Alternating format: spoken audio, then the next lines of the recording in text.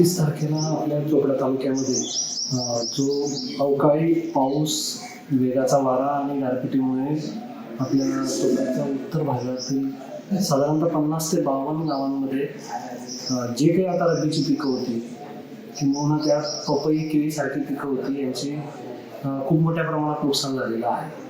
एक प्राथमिक अंदाज जो आपल्याला मिळालेला आहे यामध्ये साधारणतः 2200 हेक्टरपर्यंत या पिकांची नुकसान होण्याची शक्यता आहे आणि जवळपास 2000 शेतकरी याच्यामुळे अफेक्टेड झालेले प्राथमिक अंदाजात आपल्याला निदर्शनास येतं.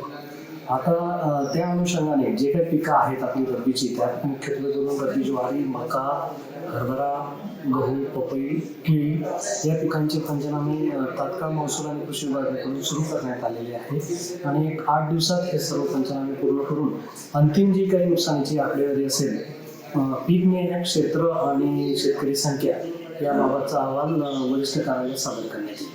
यात क्षेत्र आणि शेतकऱ्यांची संख्या वाढण्याची शक्यता वाटते का? हा एक आपला प्राथमिक अंदाज आहे, परंतु त्यामध्ये काही प्रमाणात शेतकऱ्यांची संख्या वाढू शकते किंवा गावांची पण संख्या वाढू शकते.